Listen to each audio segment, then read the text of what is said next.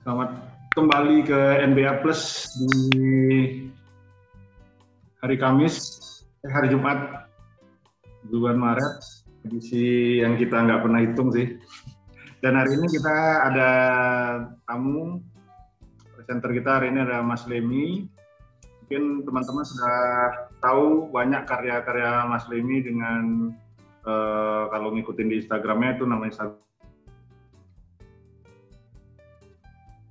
Tentiklam.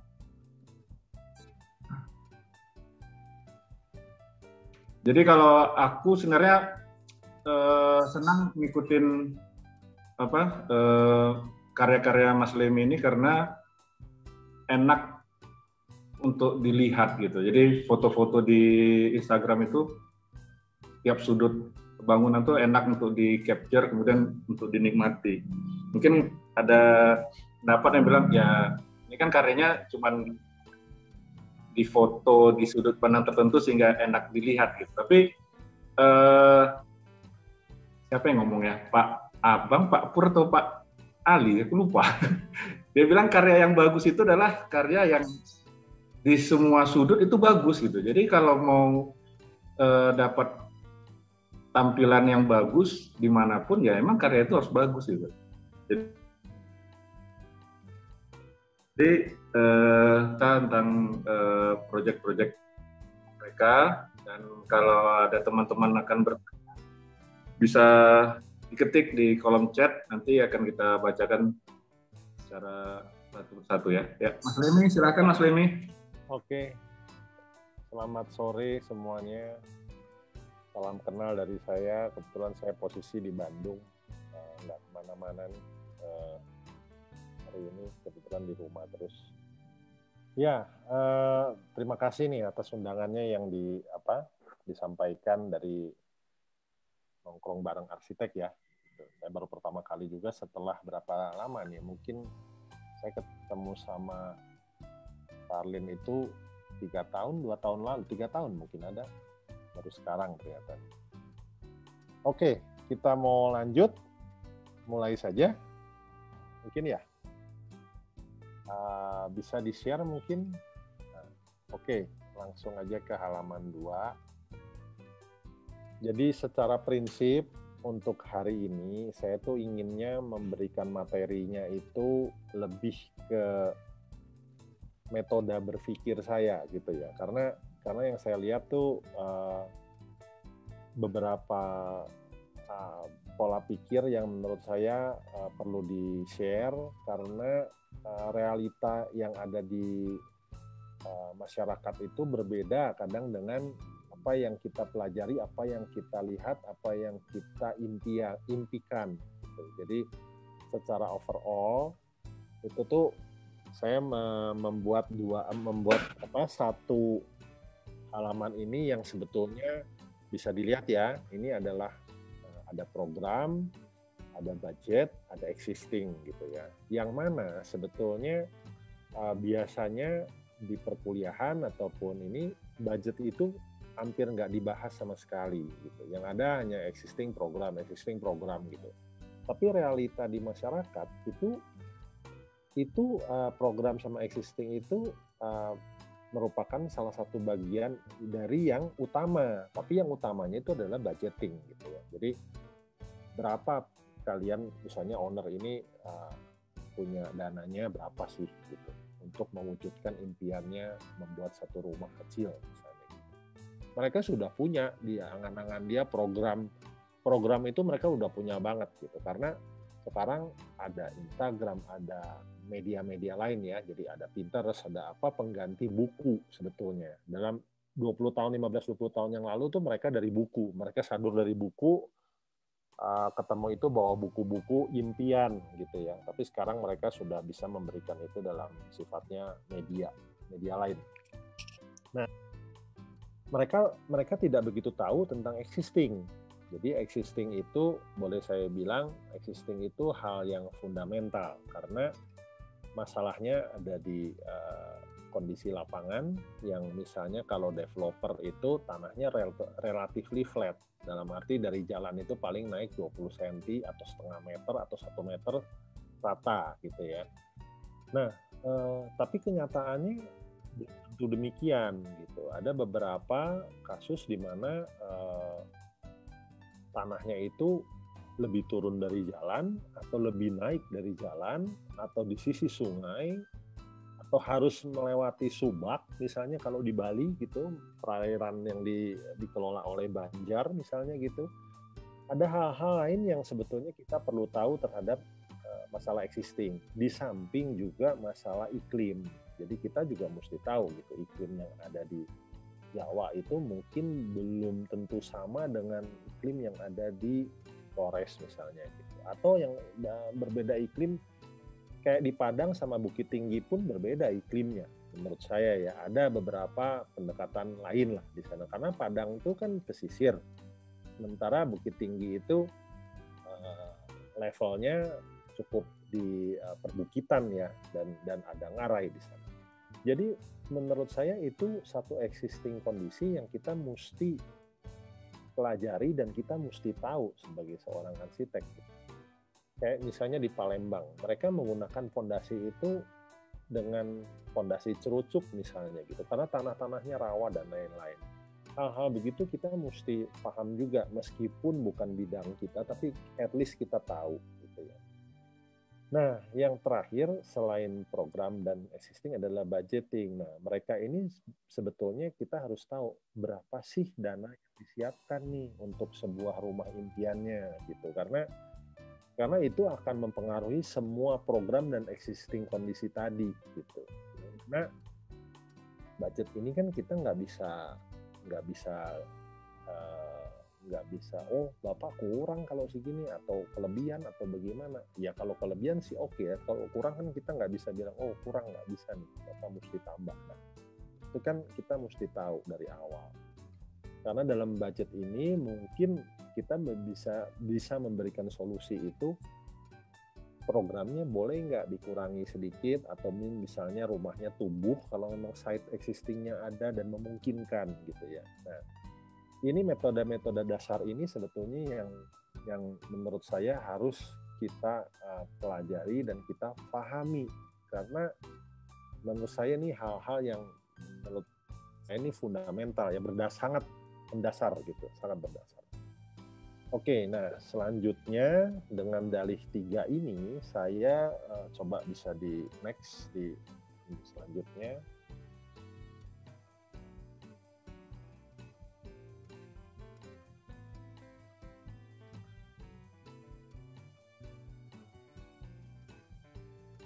Nah, ini salah satu contoh case study gitu ya. Kita coba dulu aja memperlihatkan beberapa cara pemikiran gitu ya. Jadi kalau kita sudah mempunyai beberapa 3 item tadi, kita bisa memberikan solusi tentunya, yaitu jadi ada beberapa sketsa, beberapa coretan-coretan, beberapa blocking masa dan lain-lain yang cukup sesuai dengan kondisi yang sudah kita dapatkan di lembar pertama tadi. Ya, mungkin bisa. Kasus-kasus ini kan berlanjut, jadi misalnya ada beberapa yang memang bisa diselesaikan dengan cara mudah gitu, ada yang mungkin caranya lebih sulit, ada yang mungkin dampak sosialnya yang harus kita pikirkan selain desain gitu. Itu juga salah satu yang kita harus pikirkan dan kita harus cerna ya.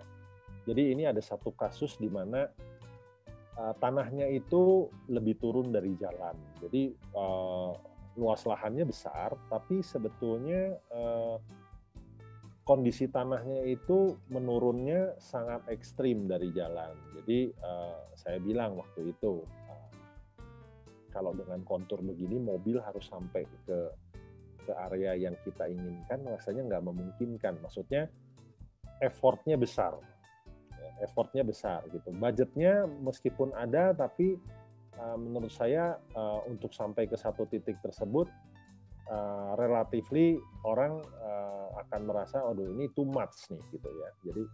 Jadi akhirnya saya menyarankan di lembar berikutnya terlihat ada perbedaan. Saya membagi beberapa beberapa segmen ya sebetulnya ya. Jadi kalau kita lihat paling bawah ini adalah area parkir, karena tanahnya ini kan menurun ke bawah gitu ya, existingnya menurun gitu. Jadi saya menempatkan parkir itu di atas, paling depan gitu.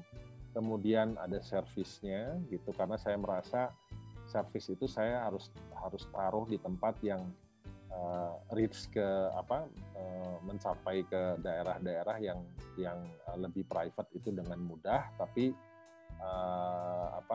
karena budaya di Indonesia ini dengan helper itu cukup dekat ya. Jadi ada ini harus dekat pembantu saya atau helper saya, mesti jaraknya jangan terlalu jauh dan lain-lain. Baru saya tempatkan rumahnya di tengah gitu, agak ke tengah, dan green itu saya lepaskan gitu.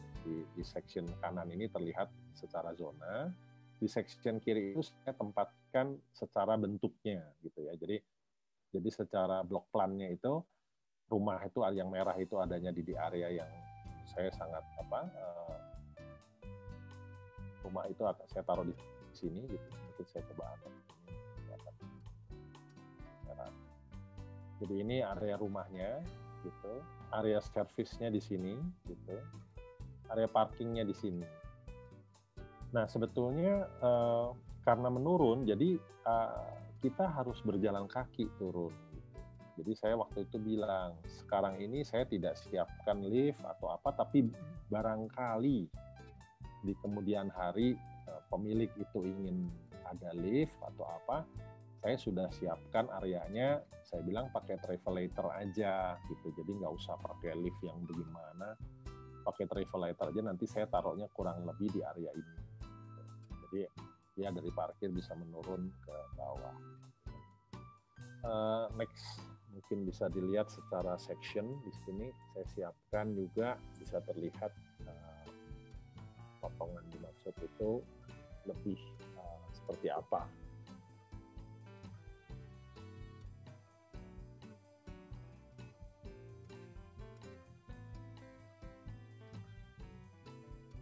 Sudah bisa di-share. Nah, oke. Nah, di sini terlihat area yang dimaksud ya. Jadi ada beberapa cukup jelas nggak ya suaranya ya?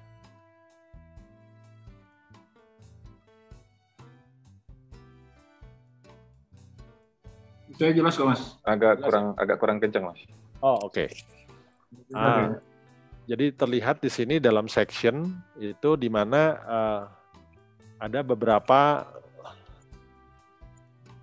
bagian ya. Jadi di bagian atas ini yang tadi saya bilang itu ada area parkir gitu, kemudian area service, baru ada area rumahnya gitu.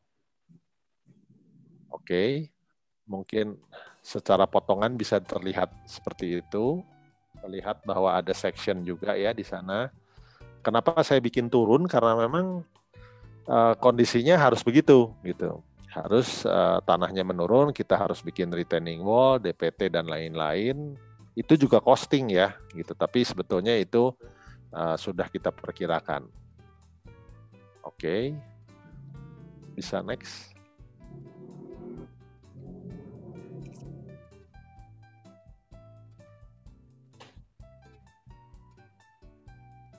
Nah, ini terlihat atau ini? Ya, ini oke. Sebentar, ini saya kok suara saya yang kurang jelas malah. Ya. Oke. Nah, ini bisa terlihat juga sectionnya ya. Di sini lebih jelas sectionnya gitu, di mana ada saya membuat beberapa void ya atau sudut pandang yang antar fungsi gitu. Jadi selain view keluar, saya juga memungkinkan untuk membuat saling melihat di antara rumah gitu ya. Bisa dilihat dalam zona yang ini. Dia bisa saling melihat juga gitu. Sementara zona ini juga saling melihat juga. Memang ada view gitu, tapi view ini biasanya saya pikir nggak selalu view itu dijadikan yang utama ya, karena korelasi antar fungsi itu mungkin lebih baik buat saya. Bisa saling lihat dan lain-lain. Oke, next mungkin.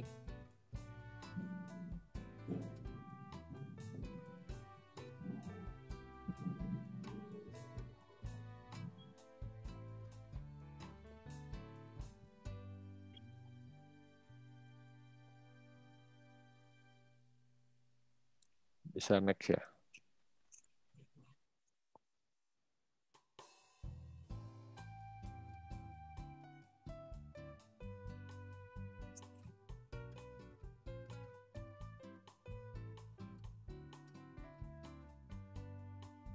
Halo, bisa next. Next pages.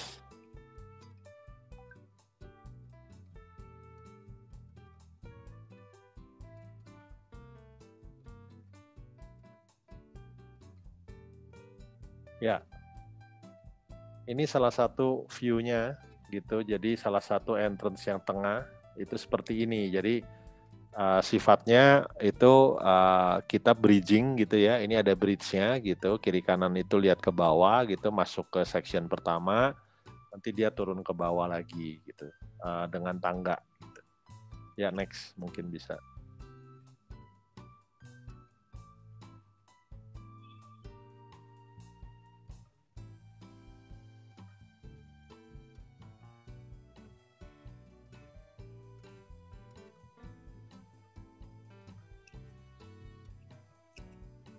Ya, ini terlihat juga fotonya seperti ini, di mana yang tadi saya bilang ada beberapa yang sifatnya itu saling lihat. Jadi ada yang di sini, ada yang di bawah, mereka bisa saling kontak ya, gitu, saling kontak. Ini juga sama, dia bisa lihat ke bawah gitu. Yang saya tadi bilang di mana kita harus menciptakan beberapa tempat ya, beberapa spot untuk kita bisa eksplorasi di samping view-nya ada gitu ya. Oke. Next.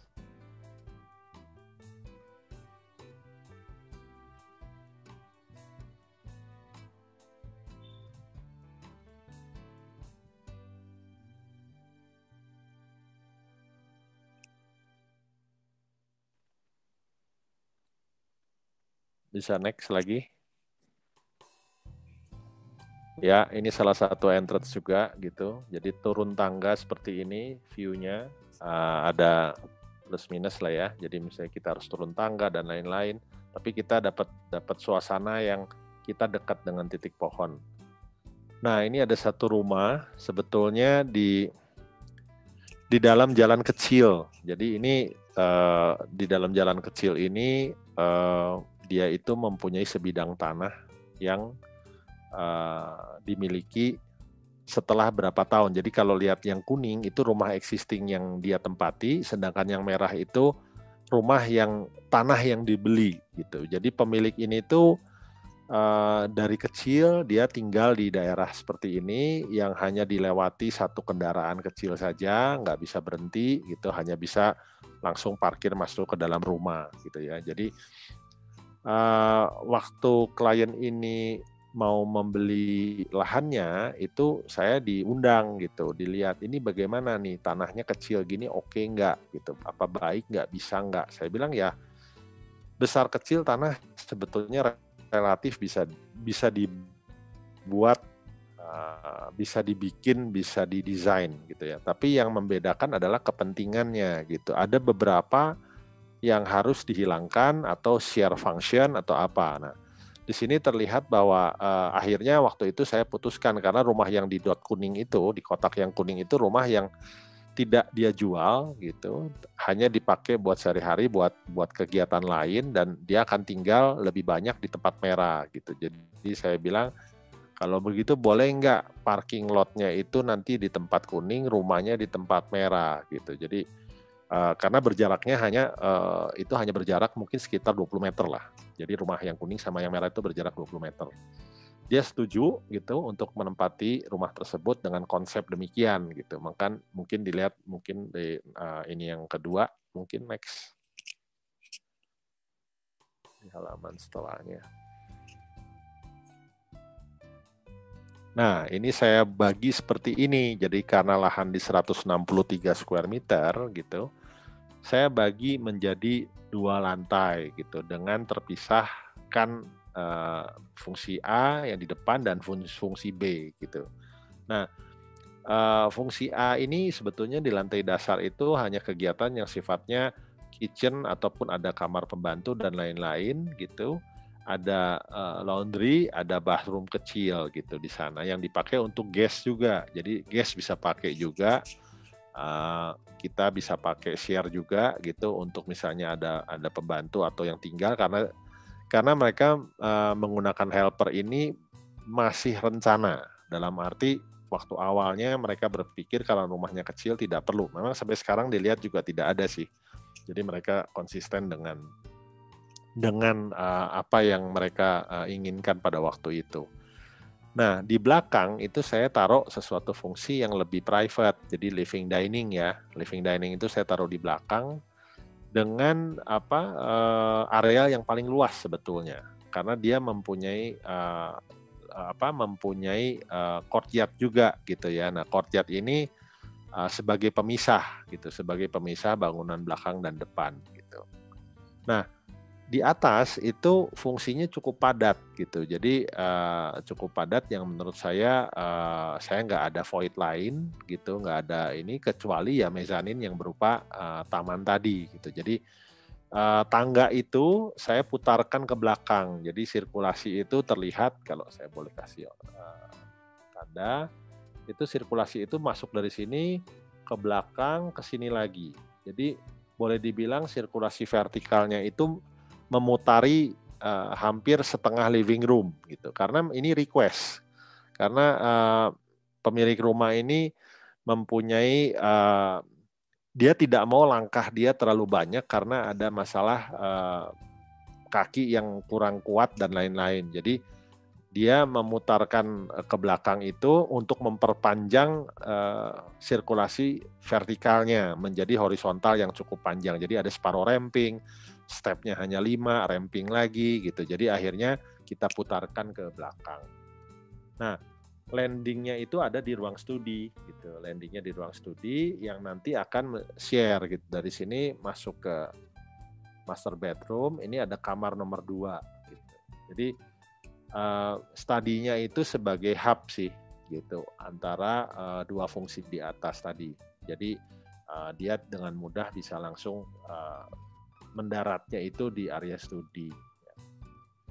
Ya, mungkin next bisa.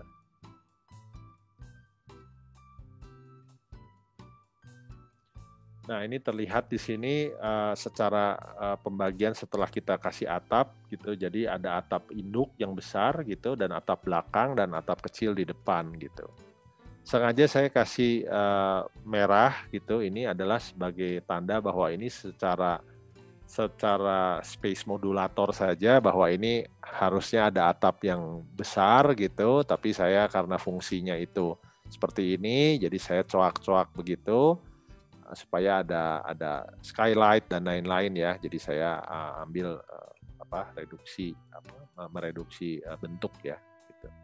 Nah, next mungkin terlihat di sini secara potongannya gitu. Potongan yang dimaksud itu sebetulnya yang tadi saya bilang. Jadi ini ada bisa saling melihat juga ya gitu. Ini bisa dari ruang makan lihat ke living room gitu, dari posisi studi pun juga bisa lihat ke bawah gitu. Jadi sebetulnya terkoneksinya di tengah ya, sangat terkoneksi di tengah gitu. Bisa terlihat bahwa mereka bisa sangat berinteraksi meskipun studi yang di atas pun juga dia melihat itu sebagai lebih nyaman karena ada bukaan yang langsung besar gitu di sana. Mungkin terlihat dalam slide berikutnya berupa foto. Bisa next mungkin. Nah, ini dari depan seperti ini, di mana drop off ini tuh sebetulnya kita buka itu untuk mobil masuk saja dan dia stay di situ. Kita nggak buatkan dia itu carport atau tidak kita buatkan garasi karena lahannya sudah 160, jadi saya bilang kalau kendaraan itu ya parking di sini gitu.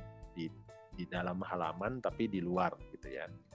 Nah, area glass block ini sebetulnya area dapur gitu, area kitchen yang saya pikir saya lebih baik memberikan jarak yang, karena jarak kendaraan yang di luar atau umum itu sangat dekat. Ini hanya ada sekitar 4,5 meter GSB-nya. Jadi saya sebagai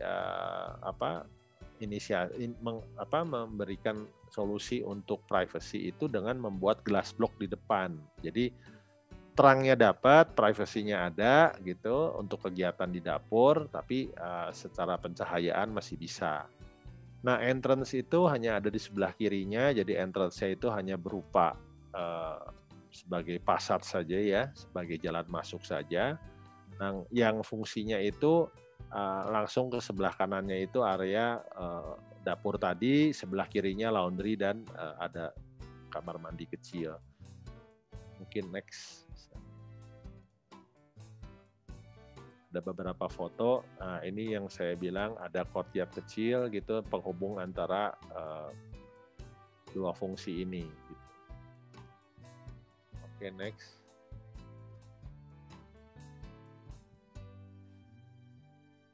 Ini yang tadi saya bilang bahwa sebetulnya ada ruangan-ruangan yang memberikan energi positif ya, gitu. Sementara hanya kecil memang gitu courtyard ini, tapi ya karena ini tanahnya kecil, terus fungsinya juga dibilang sedikit juga enggak untuk lahan ini. Saya coba memberikan energi positif ini di tengah gitu ya. Jadi ada living room dia di atas, sebetulnya bukan living room, itu studi karena dia dokter gitu. Dia cukup mempunyai ruangan-ruangan dia untuk menulis atau membaca buku dan lain-lain di bawah. Sementara di bagian bawahnya itu sebetulnya dia suka terima pasien untuk tetangga-tetangga di sebelah dia gitu, yang misalnya aduh saya sakit flu, sakit pinggang atau apa, atau mungkin nggak enak badan begitu, mereka bisa terima itu di area ini gitu. Karena situasinya mungkin berbeda ya secara kultur gitu. Mereka sudah tinggal di sini cukup lama dari kecil, mungkin keterkaitan sisi kekeluargaannya juga berbeda gitu. Jadi mereka masih melakukan hal ini untuk tetangga gitu, boleh masuk sampai area itu. Dan sifatnya ini teras covered tapi tidak tertutup secara dindingnya ya, jadi hanya covered teras. Oke, next. Nah, ini ada satu hal lagi, sebetulnya ini bangunan ini sebetulnya terletak di site ini ya, site ini terletak di lahan yang cukup padat gitu, cukup padat di mana dia coveringnya tuh kecil-kecil ya, mungkin sekitar 100-an gitu, ada 120, ada 150 gitu ya. Nah, pada saat waktu itu kita diberi tugas, itu sebetulnya dia sudah mempunyai beberapa kafling gitu, yang jadi misalnya dia beli kafling A, terus tetangganya juga diambil gitu, diambil lagi gitu, sampai akhirnya luasnya itu mendekati 1.000 gitu ya. Nah, pada waktu itu saya langsung bilang sama dia, ini kelihatannya kita harus bikin sesuatu permainan massa. Jadi jangan bikin satu bangunan yang besar satu gitu, tapi saya ingin memberikan permainan massa ya, beberapa massa menjadi rumah gitu ya. Karena awalnya itu rumah-rumah kecil gitu. Jadi saya pengen tetap menghadirkan suasana demikian gitu ya. Nah, mungkin next terlihat di sini. Ini juga terkait menjadi 3 wajah ya, karena rumah ini ada tiga jalan kecil ya. Jadi kalau dilihat ada jalan utama gitu, ada jalan kecil di sisi kiri kanannya. Jadi yang di besar ini adalah publik sih. Ini sekarang dipakai untuk tempat main voli, tempat apa berkumpul gitu ya. Jadi lahan-lahan yang sifatnya sebetulnya mungkin zaman Belandanya lahan hijau sih, cuma sekarang sudah berubah menjadi kayak balai gitu ya. Nah, rumah ini, site ini terletak di antara 2 jalan kecil, yang mana sebelah kirinya dan sebelah kanannya ini jalan besarnya, tapi sebetulnya bukan jalan besar, tapi jalan yang lebih utama. Ya. Bisa dilihat. Maaf Mas, suaranya mengecil. Oke. Sorry Mas. Oke, yuk. Masih cukup sekarang? Oke. Ya, jadi ini saya ulangi, site ini terbagi antara dua jalan ya, gitu. Dua jalan yang sifatnya jalan kecil, kiri kanan, dan jalan yang lebih besar di sebelah depannya. Nah, seperti dilihat bahwa streetscape yang ada itu seperti itu, gitu. Jadi sangat padat, gitu, sangat kurang beraturan ya, kalau saya lihat ya, gitu. Jadi waktu itu saya diberi tugas seperti ini. Saya mencoba terlihat bahwa kita membuat 3 masa ini. Ada masa A, ada masa B, ada masa C, gitu ya. Nah, mungkin terlihat di dalam ini lebih di halaman berikut. Oke, next. Nah, mungkin setelah saya cerna dan lain-lain, memang suasana yang saya inginkan itu seperti ini gitu. Jadi dari sisi jalan samping itu lebih, karena ini paling panjang ya, paling panjang view-nya gitu, memungkinkan saya buat lebih permeable, lebih transparan gitu ya, lebih transparan. Sedangkan saya membuat courtyard di tengah gitu ya. Nah, dari depan, dari jalan yang lebih besar itu kita cuma sediakan carport saja gitu. Carport ini hanya buat 2 mobil yang covered, bisa sampai 4 mobil gitu ya. Nah, kenapa yang di bawah ini saya bikin panjang? Karena itu adalah GSB gitu. GSB yang saya anggap sebagai taman samping yang kita bisa nikmatin pada saat orang jalan, penduduk atau warga jalan di sepanjang jalan ini gitu. Jadi saya bikin sangat permeable. Yang di pojok kanan atas ini sebetulnya dari sisi jalan yang lebih kecil. Saya bikin lebih solid karena di situ, di balik situ ada living room dan lain-lain yang sebetulnya GSB itu yang saya anggap sebagai pembatas, yang saya anggap sebagai view dari dalam keluar gitu. Makanya saya bikin di sini solid. Ya, next.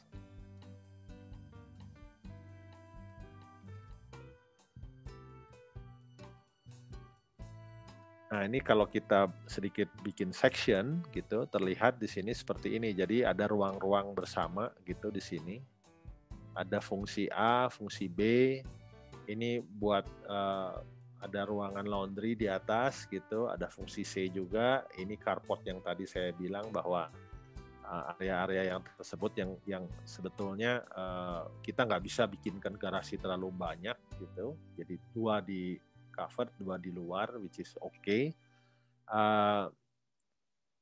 Tapi saya bilang sama ownernya, ini antara building A, B, C itu sebetulnya kalau lagi hujan, kehujanan gitu. Jadi benar-benar terbuka gitu ya, tidak ada cover sama sekali. Menurut dia, it's okay gitu. Dia bisa menerima dengan kekurangan tersebut gitu. Karena saya bilang, sebetulnya ada rumah yang kita harus mengalah terhadap satu keadaan gitu, karena yang tadi saya seperti di slide-slide yang sebelumnya kan terlihat bahwa rumah kecil tapi kita harus mengalah terhadap space yang misalnya buat garasi gitu ya.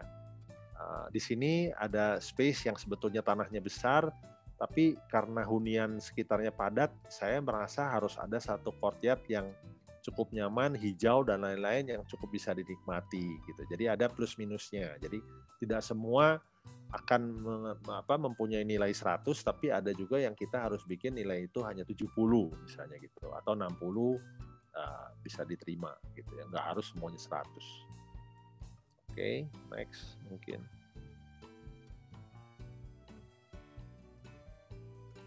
Nah, di slide berikutnya bisa terlihat jalanan ya, jalanan di samping ini, samping sebelah kanan tadi kalau kalian masih ingat di slide yang awal, itu orang bisa jalan di sini, tapi secara fungsi, secara ini saya buatkan satu dinding pembatas yang permeable tadi gitu ya. Jadi masih bisa dinikmati dan sudut pandang ini juga berbeda dengan ini yang hanya segini. Ini kesannya tuh sampai sini gitu, kesannya ya. Jadi serasa lebih luas gitu ya, tidak terlalu padat gitu kesannya. Karena ini panjangnya cukup lumayan gitu. Ini panjangnya bisa sampai 50 meter. Jadi kita bikinkan panjang seperti ini. Next. Ini suasana di dalam, jadi ini entrance-nya gitu, dari carport tadi masuk seperti ini gitu. Ini area-area yang di luar gitu, terhadap area-area yang sifatnya courtyard tadi. Next.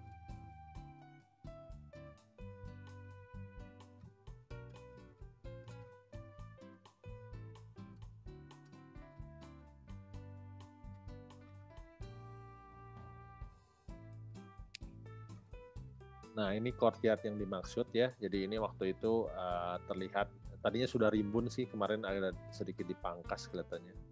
Harusnya sudah cukup rimbun. Nah, ini ada living room ya, ada living room bersama yang terkoneksi kepada 2 fungsi gitu.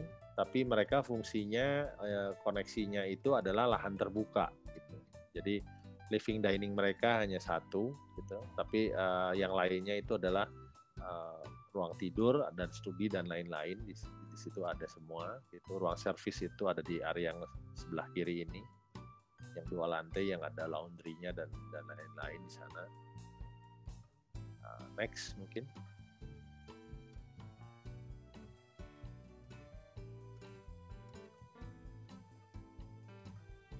Nah, ini kasus lain lagi ya. Ini mungkin BRG House ini udah sering banget sih, tapi saya pikir saya mesti angkat juga karena ini lahan besar gitu ya. Jadi lahan besar ini ibarat kita mesti menguasai kanvas yang besar juga gitu ya. Jadi berbeda dengan sudut pandang kita dengan kita mendapat penugasan itu dengan lahan yang kecil gitu. Jadi berbeda sekali gitu kasusnya. Untuk ini karena site-nya bagus gitu menurut saya, dan saya pikir juga kelihatannya saya tidak perlu kendaraan itu terlalu dekat, jadi saya pisahkan. Jadi kendaraan itu ada di area ini, rumahnya di area ini. Jadi orang ya berjalan kaki atau apa bisa dilakukan di sini atau dengan golf cart ya. Jadi mereka bisa ada golf cart gitu, kita bisa lakukan hal itu. Tapi intinya saya tidak mau kendaraan itu mendekati bangunan utama gitu. Karena suasananya cukup sunyi gitu di sana, suara kendaraan itu saya mau jauhkan gitu. Jadi dengan demikian rumahnya lebih kesannya lebih sanctuary ya. Kalau dengan size begini, sanctuary itu menurut saya lebih penting ya, daripada kita sifatnya lebih metropolis di mana mobil langsung sampai ke rumah gitu ya. Next.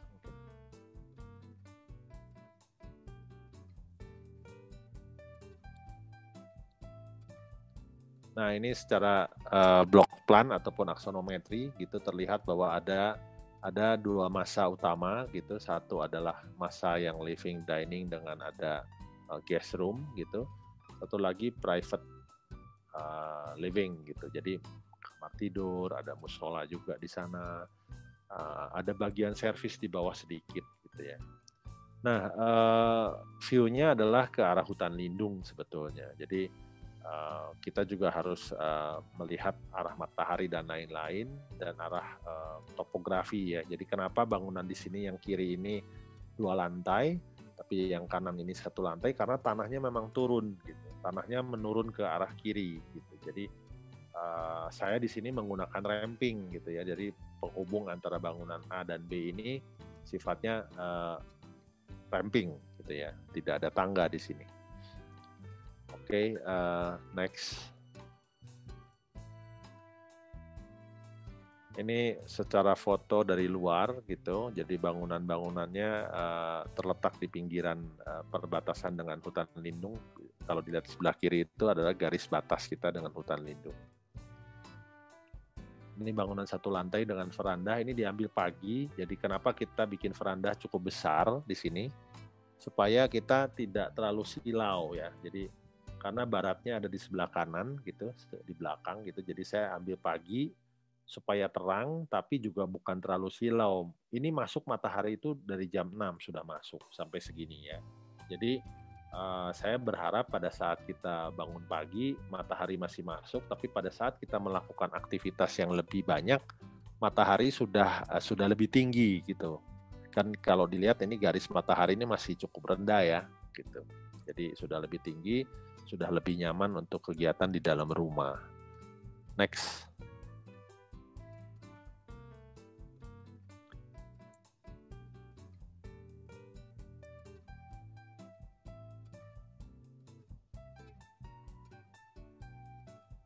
Ya, ini salah satu foto view-nya ke arah sana, ada hutan lindung dan lain-lain. Ini teras verandahnya yang sehari-hari dipakai gitu. Pada saat sore hari, matahari sudah ada di belakang. Jadi suasana di mana ada matahari sore yang menyinari di hutan lindung itu lebih ada gitu ya. Tapi kita tidak silau lagi sudah. Next. Ini salah satu lorong rampingnya sebelah kanan gitu. Rampingnya merupakan penghubung dari living dining dengan bagian kamar tidur dan lain-lain. Itu berupa ramping panjang sekitar 20 meter rasanya ini panjangnya.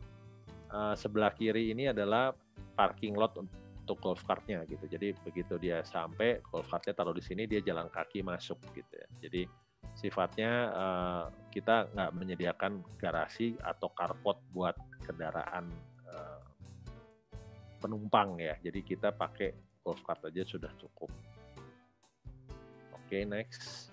Mungkin selanjutnya ini rasanya ada kasus lain lagi satu. Oh ya, sudah habis. Ya, demikian mungkin kira-kira presentasinya dari saya.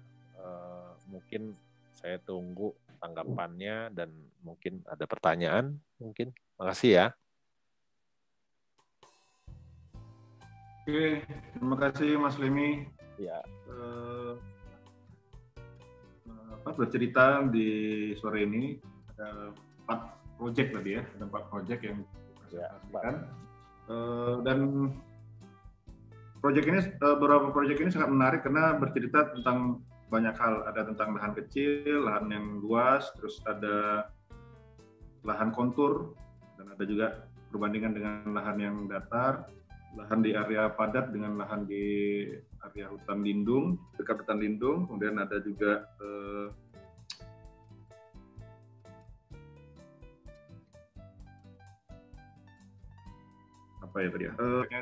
beberapa bangunan, dan sangat menarik untuk melihat bagaimana kita kaitkan dengan penjelasan di awal, bagaimana kondisi lingkungan dengan permintaan klien bisa diterapkan dalam satu lahan yang memang sudah ditetapkan. Tapi sebelum kita masuk ke pertanyaan dari yang nonton nih Mas, ya. Ada satu nih Mas yang saya agak penasaran. Tadi Mas kan sebut yang tidak kita pelajari di kampus adalah tentang budget gitu. Ya, betul. Jadi bisa nggak cerita dari 4 ini, pembatasan yang terjadi karena budget, boleh ceritakan dulu nggak Mas? Nah, saya coba cek begini. Ini saya nyalakan dulu videonya. Oke. Jadi sebetulnya buat saya gini, budget ini kan buat setiap individu mempunyai batasan budgetnya ya. Jadi berapa mahal adalah mahal, berapa murah adalah murah gitu kan. Jadi nggak bisa kita sebutkan angka gitu ya. Tapi ada beberapa kasus di mana budget ini nggak terlalu besar. Jadi akhirnya kita harus mengalah di fungsi.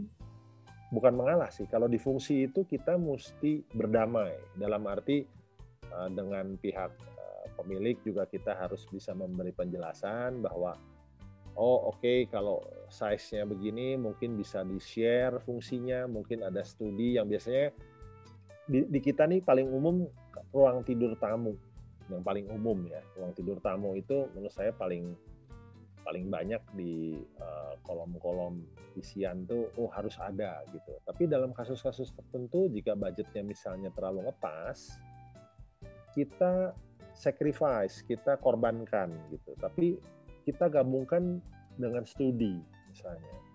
Studi yang kita bisa rubah dengan sofa bed, dengan apa menjadi ruang tidur tamu. Gitu. Jadi tentunya ada beberapa fungsi yang kita harus korbankan gitu ya. Dalam arti mungkin bisa hilang, mungkin bisa kita kurangi size-nya, mungkin kita bisa share gitu. Nah, karena saya lihat di kuliah ini nggak tahu ya, kalau setahu saya sampai hari ini tuh membahas budget tuh kayaknya masih belum terlalu jelas gitu ya di perkuliahan ya gitu. Karena yang saya hadapin tuh justru di lapangan itu budget itu menjadi satu batasan gitu. Satu batasan. Angkanya berapa? Karena menurut saya sangat wajar kita bertanya itu karena yang ngeluarin uangnya bukan kita. Gitu. Dia punya satu batasan gitu. Batasannya A, B, C gitu ya. Jadi kita sebagai arsitek ini harus bisa mewujudkan. Karena kan kita bentuknya karya ya. Kita berkarya nih. Gitu. Nah, karya ini harus bisa diwujudkan gitu. Penggunanya mereka gitu. Klien-klien kita tuh penggunanya gitu. Nah, kalau nggak bisa dipakai, apa yang dia inginkan kan sebetulnya useless ya. Itu prinsip dasar sih buat saya gitu ya, bahwa kita tuh perpanjangan tangan dari owner sebetulnya, dari pemilik bangunan gitu. Perpanjangan tangannya kita tuh salah satu sebagai yang bisa mewujudkan impiannya. Ya impian ini kan tentunya ya nggak bisa karena sebuah karya fisik gitu, otomatis budget menjadi satu batasan kan ya. Nah di sana sih saya pikir yang paling kenapa menjadi utama dan memang harus ada gitu, angka itu. Kita juga bingung kalau dikasih batasan yang angkanya terlalu besar, juga bingung juga. Habisinnya gimana? Ya sepakat sih Mas, karena beberapa kejadian juga kan kayak kalau di Pekanbaru itu banyak kan lahannya gambut. Jadi kadang problem utamanya adalah biaya tinggi di pondasi. Pondasi untuk 2 lantai bisa habis 30-40 juta. Mungkin bagi sebagian orang itu angka kecil, sebagian orang itu angka besar. Tapi kan seperti Mas bilang tadi, memang itu harus disadari oleh pemilik bangunan juga. Dan tadi beberapa kali Mas memberikan alternatif desain, itu ada penjelasan kayak yang tadi ada 3 masa ya. Ada area yang nantinya akan kehujanan pun sebagai arsitek memang harus diterangkan dulu. Sehingga saya kira memang budget juga penting. Cuman waktu kuliah kayaknya ada semacam paradigma bahwa ya kesempatan kita nge-explore desainnya di kuliah karena kita nggak bahas budget gitu. Nggak tahu, mungkin pas di studio akhir mungkin udah harus dipahami sih ya bahwa budget itu akan jadi sesuatu yang kita hadapin di setiap project gitu. Iya, betul. Kelihatannya. Oke, sebelum masuk tanya jawab nih, kita mau foto bareng dulu. Oke. Minta tolong semua peserta hidupin videonya ya, kameranya dihidupin supaya kita bisa foto bareng. Nanti, Pak Rin kalau sudah nanti kabari ya, baru kita bacakan pertanyaan-pertanyaan yang disampaikan. Oke.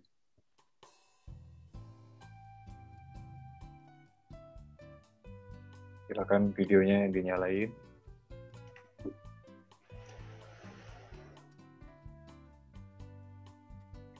Bu ya, videonya tolong dinyalain biar kita bisa foto bareng. Habis itu kita masuk ke sesi tanya jawab.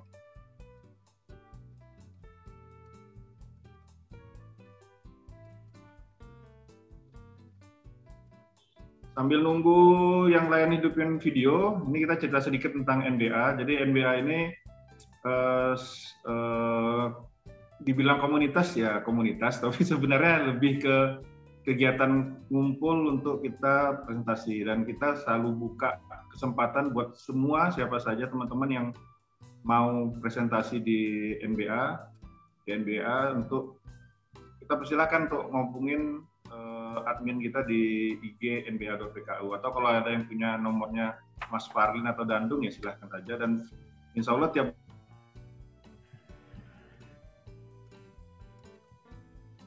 bulan kita pengalaman dan ya, punya pengalaman cukup panjang seperti Mas Remy yang ya, kalau kita sebut arsitek. Jadi selain itu kita tetap buka buat teman-teman yang mau presentasi karya menggunakan platform kita. Dan itu tidak berbayar, acaranya juga gratis, dan kita punya satu peraturan bahwa tidak ada yang tidak boleh presentasi di NBA, jadi semua orang boleh. Oke. Gimana, Lin? Kita foto. Oke. Sip. Kita foto ya di halaman 1 dulu. Ada yang lagi naik motor. Sadis.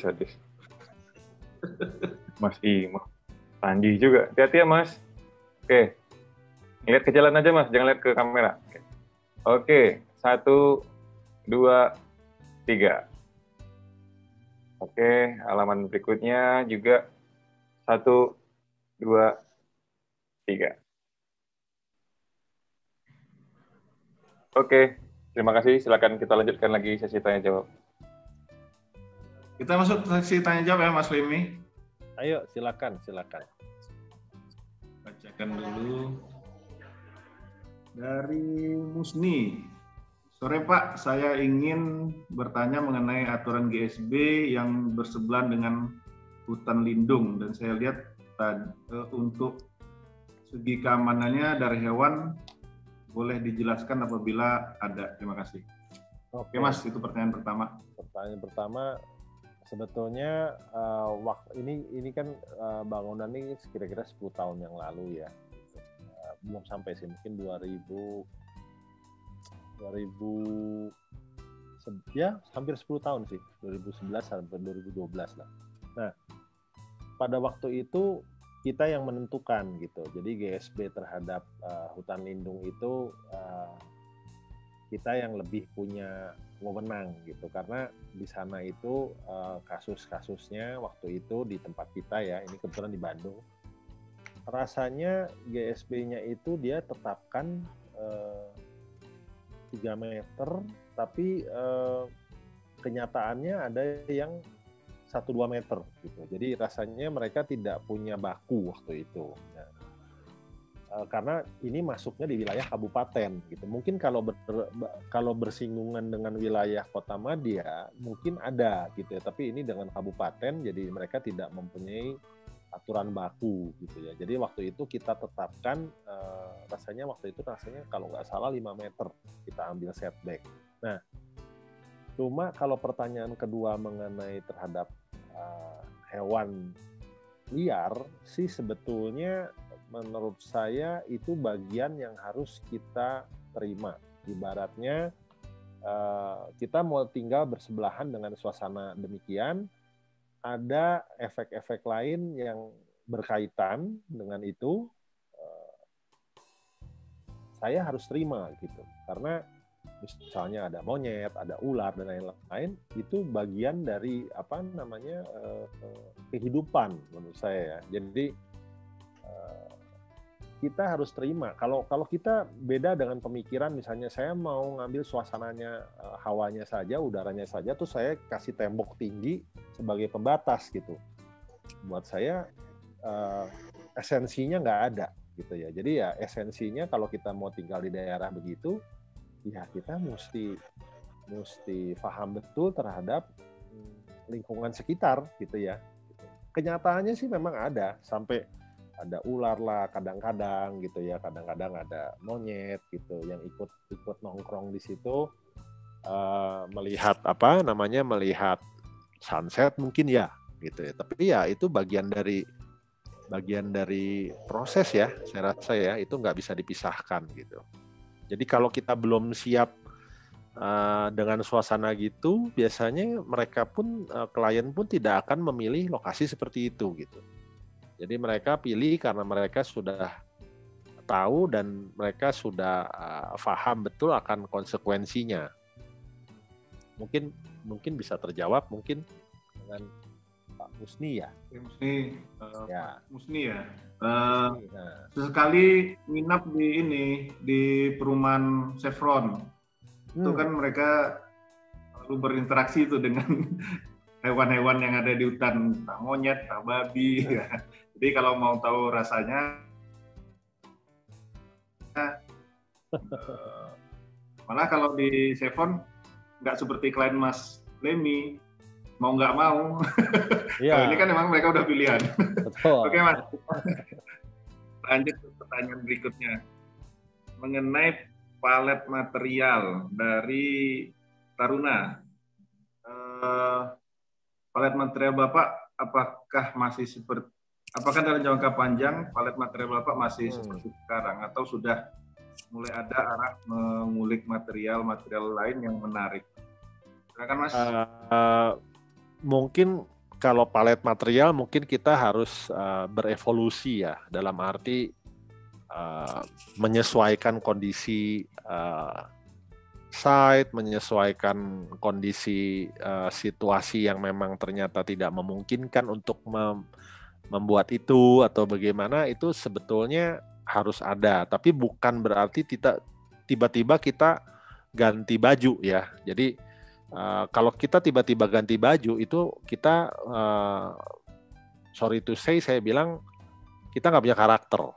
Karakter ini harus tumbuh, harus bisa berkembang gitu, sehingga perubahannya terlihat gitu. Jadi kalau saya ditanya palet material ini akan seperti ini, saya juga nggak tahu ya gitu. Tapi yang pasti kalau saya hitung ke belakang, tiba-tiba saya sekarang pakai atap metal. Banyak saya menggunakan atap metal yang saya tidak terpikir sebelumnya gitu. Kenapa kita pakai atap metal gitu? Atau misalnya memberikan warna lain di dalam bangunannya. Karena misalnya dulu waktu saya tahun 95 sampai tahun 2000 tuh saya banyak pakai kayu gitu. Saya banyak pakai kayu, tapi sekarang ini saya kayu itu lebih minim gitu penggunaannya. Mungkin hanya di area misalnya ya buat lantai kamar tidur, misalnya parket gitu ya. Tapi begitu ke kusen, ke Windows gitu ya, kita sekarang sudah lebih banyak menggunakan aluminium gitu, karena memang durabilitasnya dan ketersediaannya itu lebih baik gitu ya. Jadi itu satu pergeseran gitu ya, satu pergeseran. Material lantai pun berkembang sekarang ya. Jadi saya dulu banyak pakai keramik gitu, keramik Roman gitu, kita banyak juga, ada keramik dari luar juga kita pakai gitu. Tapi sekarang ini tiba-tiba ada material yang namanya Roman mengeluarkan Quadra atau Asiatal mengeluarkan Platinum gitu. Itu keramik dengan size besar.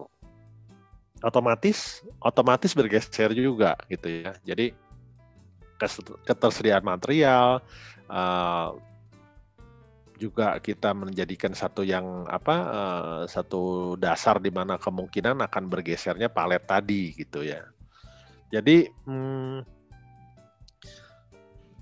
ya berkembang sih ya, saya rasa berevolusi lah gitu. Bukan kita revolusi ya, tapi evolusi gitu. Jadi berkembang pelan-pelan gitu sampai satu titik di mana kalau kita kilas balik gitu, ya dulu saya bikin begini gitu, sekarang why begini ya. Ya prosesnya berubah secara perlahan ya tentunya ya gitu. Kedepannya saya belum tahu paletnya berubah apa enggak, tapi sampai sejauh ini kemungkinan berubahnya kalau saya merunut ke belakang ya ada pasti gitu ceritanya. Terjawab. Mudah-mudahan terjawab ya.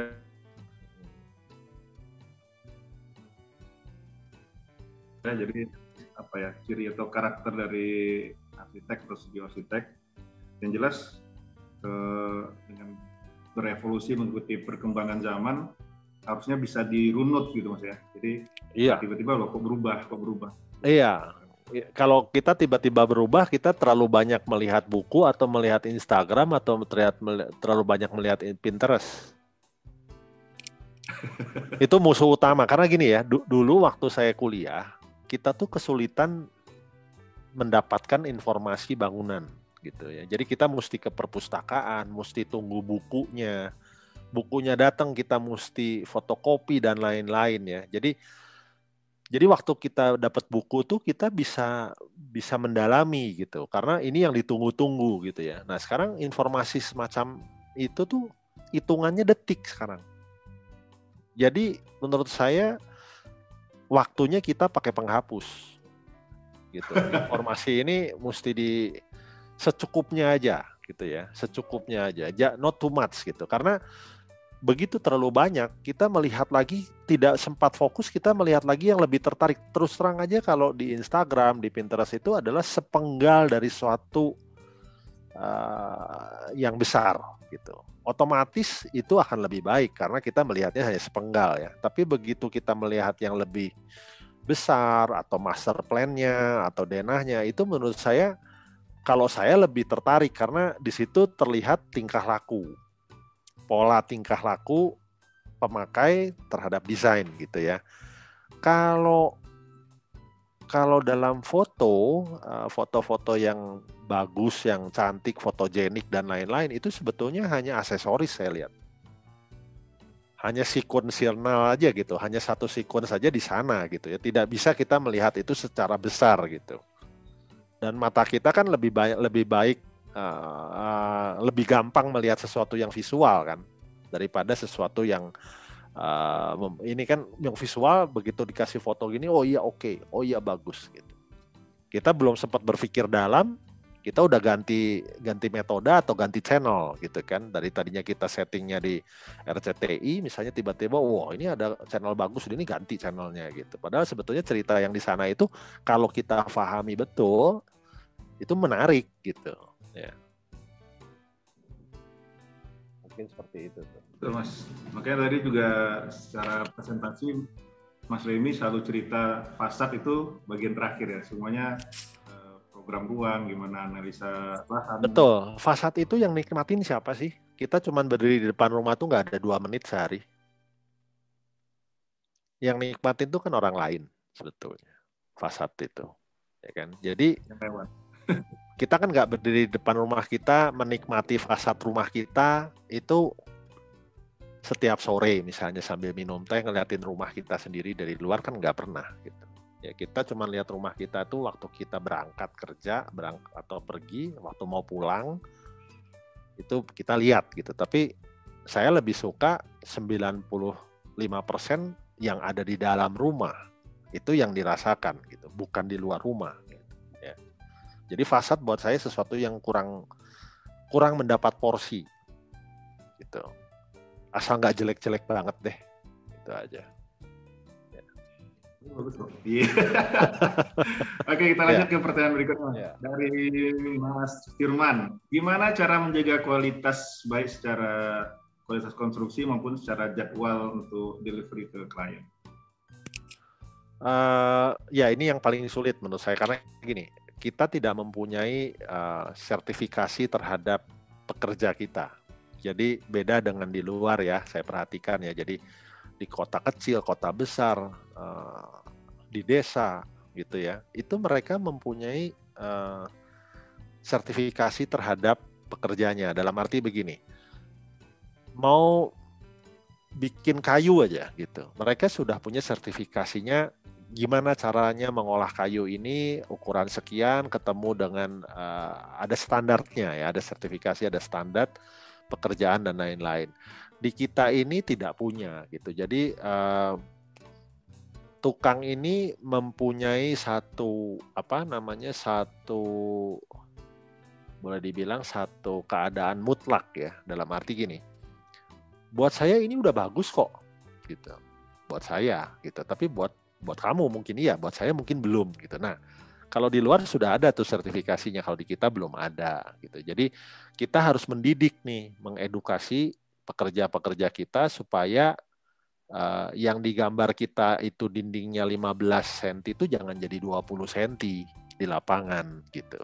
Nah, itu yang sulit gitu. Memang perlu waktu, tapi juga perlu kesabaran gitu dari kitanya ya. Jadi kenapa saya tidak pernah berganti-ganti kontraktor? Karena saya menciptakan iklim seperti itu. Iklim itu yang saya saya ciptakan gitu, supaya mereka mengetahui bahwa oh ya ini saya punya standar demikian gitu. Harus seperti ini. Kalau enggak ya saya rubah gitu. Nah, tapi ya kembali lagi ya, itu kan perlu evolusi ya, nggak mungkin radikal langsung kita ganti, langsung dia tadinya begini jadi begitu gitu. Kita didik gitu, pelan-pelan kita didik gitu ya, supaya tidak terjadi pergolakan dan lagi hasilnya pun menjadi lebih baik gitu ya. Jadi ya memang perlu waktu, kesabaran, dan kita jangan ganti-ganti kontraktor. Kontraktornya satu aja. Jadi kita bisa menyamakan bahasa kita gitu. Ya, karena masalah bahasa ini kan sulit ya gitu. Bahasa ini kalau buat di Indonesia ini adalah bagaimana menerjemahkan yang namanya kerapihan itu menjadi satu yang fisik dalam satu karya gitu. Itu susah karena nggak punya benchmarknya, nggak punya batasannya gitu ya. Itu yang sulit. Tapi ya memang ya apa yang kita hadapi ya kita terus terang harus menciptakan iklim sendiri gitu supaya bisa memenuhi pertanyaan tadi gitu. Ya mungkin begitu terjawab mungkin. Nah, itu jawaban untuk kondisi yang di Indonesia memang tenaga kerja kita tidak punya sertifikasi keahlian. Betul. Kekurangan gitu ya Mas ya. Iya, jadi kekurangan kita. Iya, penting, ya, sangat penting. Jadi penting untuk membawa kontraktor langganan atau kontraktor yang ada kita kenal untuk membuat mereka merasa membangunkan desain kita itu adalah bagian dari mereka juga gitu Mas. Jadi bukan sekedar bekerja membangun desain kita, tapi bekerja untuk jadi bagian dari desain kita juga. Iya, betul. Harus begitu. Oke, kita lanjut ke pertanyaan selanjutnya Mas. Agak panjang saya bacain. Oke.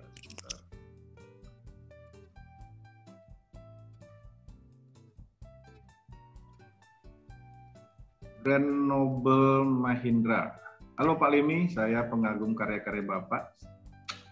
Saya mau tanya mengenai modul desain yang Bapak pakai. Apakah desain yang apakah ada pakem-pakem atau desain yang atau ukuran ruang maupun material menggunakan kelipan 3 atau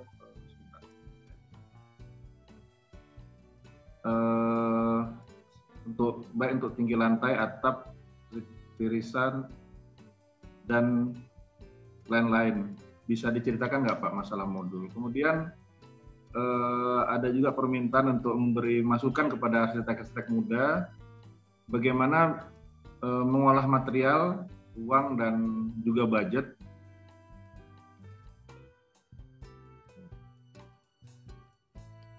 Karena arsitek muda terlalu banyak menghabiskan waktu dengan bercerita konsep desain. Oke Mas. Ya, itu mungkin berkaitan tadi yang saya bilang di awal juga ya. Jadi konsep desain ini kan tetap konsep selama tidak dibangun. Ya. Begitu dibangun, nah itu ada namanya uang gitu. Nah di situ kita harus sadar gitu ya. Jadi konsep itu ada batasannya gitu, sampai sejauh mana gitu. Dan aplikasinya ke kita juga seperti apa. Apakah tenaga kerja kita itu sudah demikian paham dengan teknologi semacam itu atau belum gitu ya. Jadi kalau saya lihat yang sudah bersertifikat itu yang di Indonesia itu pekerja-pekerja yang bagian dari infrastruktur bangsa. Jadi bikin tunnel, bikin jembatan, bikin sesuatu yang masif gitu ya, itu mereka sudah bersertifikat saya rasa. Tapi buat satu keahlian di mana bikin rumah tinggal pribadi, bikin rumah kecil gitu, mereka belum gitu ya, Jadi saya lihat itu jadi satu konsep juga yang menentukan gitu. Jadi konsep kita berpikir ini tentu harus ada batasan. Ya, jadi batasan itu ya buat saya nggak tahu ya. Kalau saya tuh suka traveling, jadi saya traveling itu bukan di luar, tapi kadang-kadang saya traveling itu inland ya. Jadi maksudnya overland gitu sambil melihat sebetulnya beberapa pola tingkah laku dan penyelesaiannya gitu. Jadi beberapa ada bangunan-bangunan tradisional, ada bangunan-bangunan yang rumah tinggal pribadi mereka gitu yang sebetulnya mereka sangat praktis gitu, menyelesaikannya praktis gitu. Nah kita pun sama sebetulnya, untuk rumah tinggal pribadi itu kita juga tidak usah berpikir yang terlalu dalam, terlalu impian kita terlalu besar gitu, karena saya lihat yang kita lakukan ini terhadap yang sudah kita lihat selama ini ya di bangunan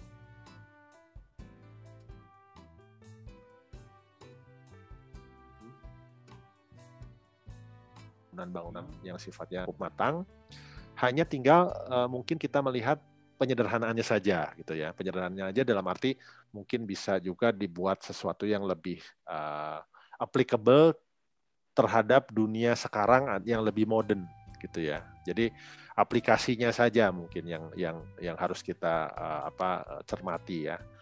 Untuk ukuran tadi pertanyaannya ada ukuran, kelipatan dan lain-lain ya, saya pikir ini saya biasanya memakai kelipatan dari material aja gitu, kayak multiplex gitu, yaitu 122 244. Ya kita pakai angka-angka itu aja, di mana angka itu bisa dibagi berapa gitu.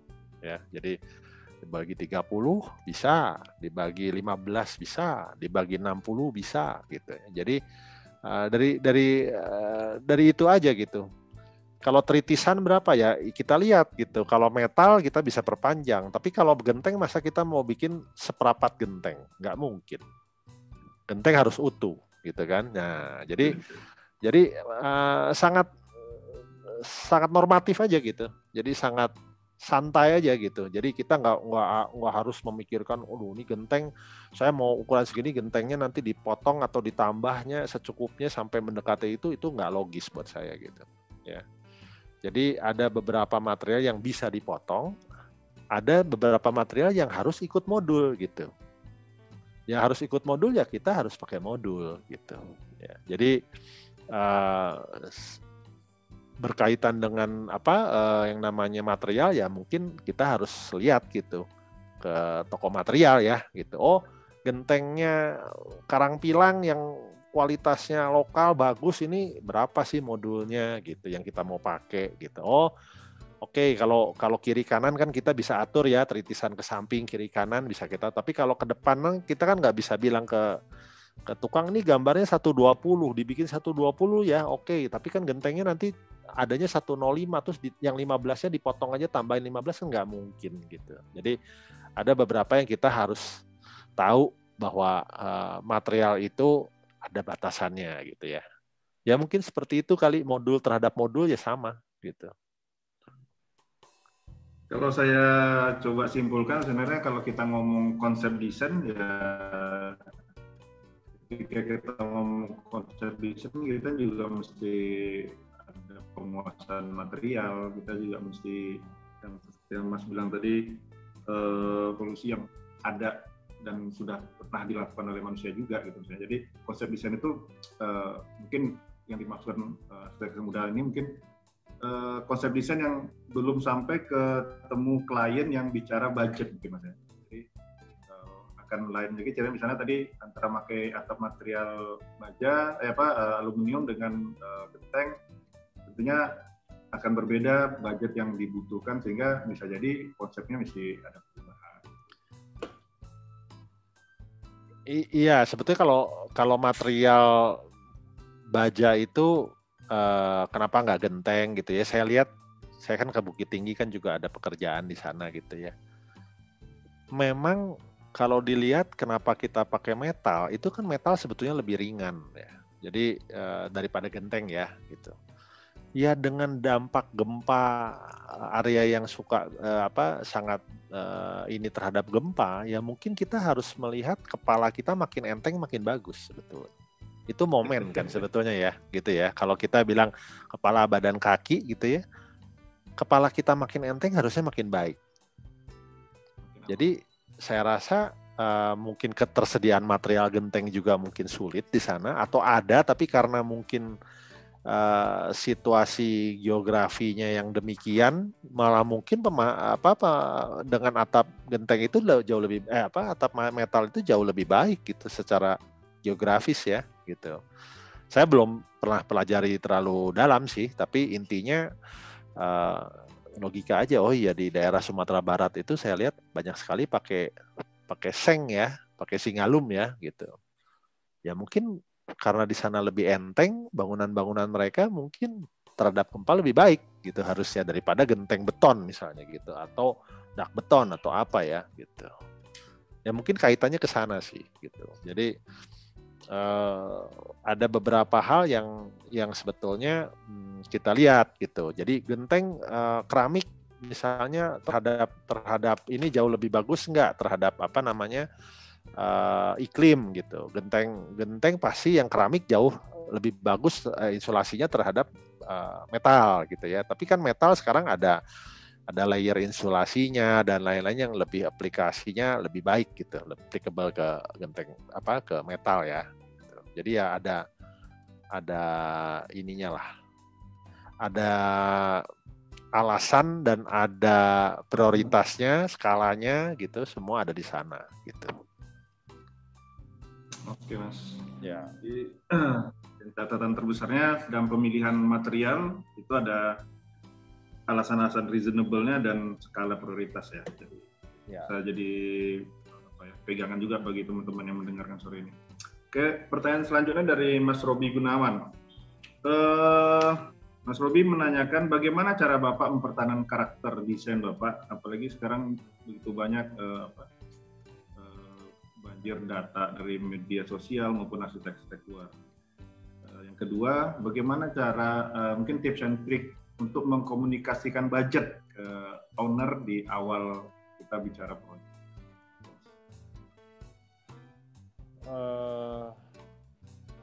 Kalau budget sih, saya rasa yang saya jawab itu bisa langsung sih ya, karena saya minta itu tetap dikeluarkan di awal. Gitu.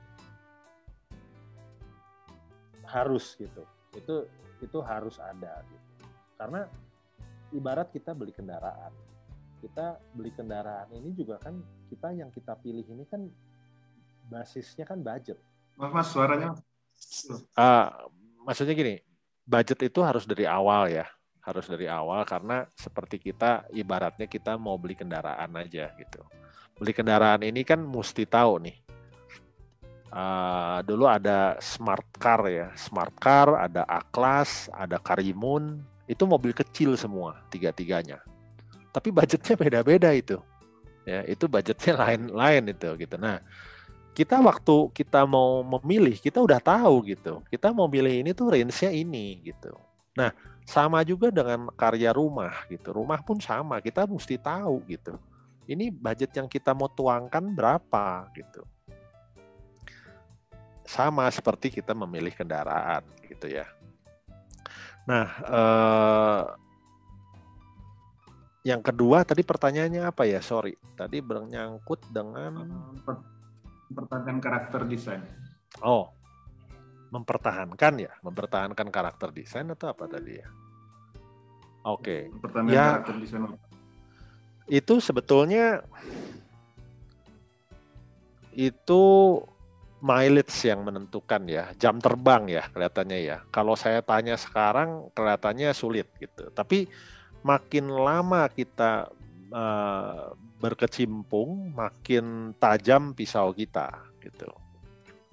Makin mempunyai solusi tepat gunanya gitu ya. Jadi ya intinya kematangan itu tidak bisa langsung ya. Kematangan itu harus punya waktu, punya kesabaran, punya jam terbangnya gitu. Punya studi kasusnya gitu. Ya, makin banyak kita melakukan hal itu ya kita makin mempunyai pengalaman lain gitu dan karakter itu pasti akan tumbuh gitu di sana. Bahwa sesuai dengan perjalanan waktu ya gitu. Jadi pasti akan ada pro and con gitu, tapi karakter itu makin lama makin matang sih saya lihat dengan berjalannya waktu ya. Jadi kalau ditanya sekarang gimana ya mesti merunut 20 tahun yang lalu mungkin ya, mesti waktu saya kuliah selesai gitu. Ya 25 tahun udah hampir 30 nih gitu ya. Jadi mesti mundur ceritanya ke sana, saya sampai hari ini juga saya nggak bisa tahu, tapi saya jalani setiap waktu itu, setiap problematik yang ada itu dengan cermat lah gitu ya. Jadi jangan asal gitu ya, tapi ya dengan satu keyakinan, satu solusi, satu ini yang baik gitu, satu niat baik lah tentunya. Ya. Kalau saya tajamkan pertanyaannya mungkin gini Mas, gimana kan klien tuh beda-beda, itu desain yang muncul juga beda-beda, nggak selalu rumah tinggal atau rumah tinggal tapi dengan problem dan lahan yang berbeda-beda. Gitu. Nah dengan kondisi yang berbeda-beda itu gimana Mas Remy bisa keluarkan karakter sehingga ketika orang lain, oh ini Tantiklam nih, gitu. Waduh, itu mesti lihat yang lihat orangnya kali yang bicara ya gitu. Tapi kalau buat saya gini sih, kan kalau klien itu mungkin melihat saya itu dia sudah bisa menarik satu kesimpulan. Mungkin kalau saya tanya gitu ya, mereka tidak melihat itu dari luar. Mungkin dia melihat itu, ada beberapa klien saya bilang, ini brightness-nya yang saya suka. Nah gimana kalau brightness-nya tuh? Itu kan bukan ini ya. Nah, tata udaranya misalnya gitu. Brightness-nya, tata udaranya misalnya gitu. Atau ada yang mereka tidak melihat itu tapi mungkin ke size-nya cukup buat saya, nggak overkill gitu, nggak overdone gitu ya. Nah hal-hal semacam itu kan sebetulnya mungkin bukan karakter yang saya pupuk waktu itu gitu, tapi yang sudah terjadi gitu. Saya dulu waktu mulai kan nggak memikirkan brightness-nya harus begini nih supaya enak, kan nggak begitu gitu ya. Tapi yang kejadiannya begitu gitu. Nah itu klien melihatnya mungkin beberapa ada dari hal sana juga gitu. Jadi nggak menutup kemungkinan dari sesuatu hal yang kita tidak prepare sama sekali gitu ya. Jadi sulit sih kalau dibilang kok karakternya sama ya. Mungkin kalau kita melihat karakter yang kita lihat itu kan sebetulnya color chart-nya mungkin yang sama, tapi bukan dalamnya. Bukan dalamnya. Kalau buat saya, yang tadi saya pertama bilang, saya nggak pernah ngelihat bangunan dari luar gitu. Saya dari dalam mungkin ya itu yang mereka tangkap gitu ya, bahwa oh ya ini anginnya lewat, mungkin ada tata udaranya oke, gitu, ada mungkin brightness-nya saya terang tapi tidak kepanasan misalnya gitu ya. Itu kan semua fisika bangunan ya. Matahari kan munculnya dari timur ya, mendaratnya sore hari ya di barat gitu ya. Kan beda, itu kan topografi ya. Gimana? Jadi karena mahasiswa arsitek kalau dengar kata Fisbang dia agak alergi kayaknya biasanya Mas. Loh, itu menurut saya ya, itu lebih bagus daripada kita bicara konsep loh sebetulnya. Iya betul. Iya kan? Itu karena real. Gini, ya, itu real case gitu ya. Dimana gini, di mana-mana nih di penjuru dunia ini semua matahari itu timbulnya kan selalu dari timur kan sebetulnya ya. Gitu. Kan kita bilang oh sunrise dari timur gitu ya. Tapi kita nggak tahu loh kalau kita di Finland itu misalnya gitu ya, mataharinya itu tidak sampai ke jam 12 gitu posisinya. Sampai jam 8 aja dia. Tapi sepanjang hari gitu. Atau bisa gelap sepanjang hari gitu. Nah, itu kan yang membedakan ya sebetulnya daripada di kita gitu. Kita ini matahari bisa sampai di atas kepala kita nih jam 12 gitu. Sementara mereka nggak pernah mengalami hal itu. Meskipun sama-sama munculnya dari timur ya gitu. Mendaratnya juga sore hari di barat gitu. Tapi itu pun berbeda gitu. Jadi menurut saya fisika bangunan itu penting ya gitu. Karena apa? Kayak kita dulu ada pekerjaan di luar gitu ya. Kita melihat angin dingin itu munculnya dari Himalaya gitu. Jadi kita harus protek angin dari utara gitu. Itu di kita nggak ada. Di kita nggak ada gitu kasus itu. Tapi itu yang kita harus adaptif gitu. Nah, kebetulan kalau di Cina itu material-material pendukung itu sudah ada gitu. Jadi mereka nggak masalah tuh gitu angin dari arah utara karena apa? sudah adanya double glass ya, vakum glass itu kan sudah ada gitu. Tapi mungkin kalau kita setback ratusan tahun yang lalu, mereka bikin wall karena di sana yang namanya udara dingin dari sana itu ekstrim gitu ya. Nah, perjalannya waktu berubah gitu. Ya itu berubahnya karena material ya. Material pendukungnya ada gitu ya. Jadi ini sangat kompleks gitu, berkaitan satu sama lain gitu ya.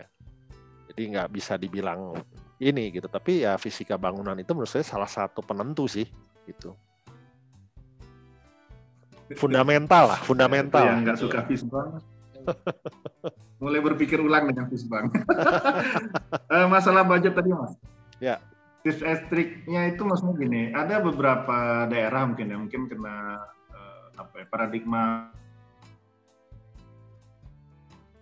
menggunakan arsitek juga bukan sebagai orang kaya setempat gitu ya. Sehingga kalau kita tanyakan masalah budget itu jadi hal sensitif. Mungkin sensitif satu sisi karena dia ngerasa emang dikira gue nggak ada duit apa ya gitu. Nah, jadi cara mengkomunikasikannya supaya orang juga nggak anggap itu memang hal yang lumrah gitu. Jadi gini, itu semua adalah proses verbal gitu ya. Jadi kita sebagai arsitek juga tidak boleh kaku gitu ya. Kita tahu intinya itu menanyakan sesuatu hal yang sifatnya jangan sampai dia terusik lah gitu ya. Dalam arti sopan gitu. Kita beri penjelasannya gimana gitu ya. Karena ibarat sesuatu ini hal yang menurut saya sensitif sih, betul gitu. Dikirain segini aja nggak punya gitu kan, atau berlebihan atau apa. Tapi kan kita tetap punya satu bayangan angka gitu. Tapi kita bisa memberikan satu perumpamaan gitu. Perumpamaan kan macam-macam nih gitu. Ada banyak ya terhadap budget ini kan banyak sekali perumpamaannya gitu. Nah, dari perumpamaan tersebut yang kita coba utarakan sih buat saya gitu ya. Jadi ada yang sifatnya mungkin kalau diibaratkan misalnya kita harus beli sesuatu nih gitu. Kita anggap yang paling baik buat kita kondisi saat ini itu adalah barang A, misalnya piring atau apa dengan kualitas apa gitu ya. Itu kan perumpamaan atau tadi saya dengan kendaraan tadi gitu yang paling umum lah gitu, atau dengan baju gitu. Baju yang kita pakai gitu. Nah, kalau kita lihat baju yang dipakai, saya harus pakai bajunya Hermes atau misalnya LV atau apa begitu lah. Kita kan bisa tahu tuh, ya kan gitu. Oke, dia di sini gitu ya. Tapi kalau saya cukup kok dengan factory outlet, oke, gitu kan. Tapi kan itu kan sebagai perumpamaan tadi lah gitu ya. Ya belum tentu betul, tapi saya biasanya dulu dengan perumpamaan, tapi dengan usia saya sekarang saya lebih bisa mengutarakan itu secara langsung gitu. Karena pembuktiannya sudah ada gitu. Pembuktiannya sudah ada. Ya mungkin kalau yang masih muda mungkin perlu pembuktian dulu ya gitu ya, nggak bisa karbit lah gitu. Tapi itu ada proses-proses itu yang harus kita jalani. Mas, ini udah dapat peringatan nih dari Parlin. Gitu ya. Masalah waktu. Jadi ini pertanyaan terakhir ya teman-teman. Jadi mohon maaf buat yang kita tidak sempat bacakan pertanyaannya, tapi mudah-mudahan sore ini banyak ilmu lah. Dari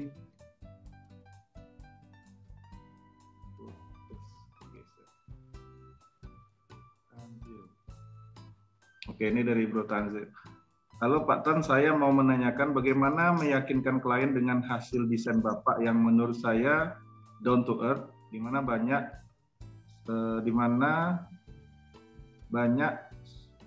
sebuah gaya modern baik di mana banyak serbuan gaya modern baik dari medsos dan arsitek lain. Oke Mas, itu pertanyaan terakhir buat teman-teman, mohon maaf.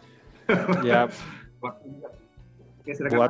Buat saya sih sebetulnya karakter tadi ya. Jadi karakter yang distintif ya. Maksudnya yang tidak bisa disamakan atau tidak bisa dibandingkan ya. Jadi mungkin kalau tadi saya bilang di awal bahwa saya nggak perlu fasad, itu distinktif gitu. Itu orang bisa love or hate gitu ya. Buat saya itu suatu saya tidak membatasi gitu klien atau apa, tapi ya buat saya nggak ada kata tengah gitu untuk hal itu gitu ya. Jadi lebih baik love or hate aja gitu. Fasad itu second di nomor 2 kan itu ada yang suka sekali, ada yang wah ini nggak bisa nih arsitek ini nggak bisa begini, ya sudah gitu. Mau diapain lagi gitu. Karena buat saya hal itu cukup utama gitu.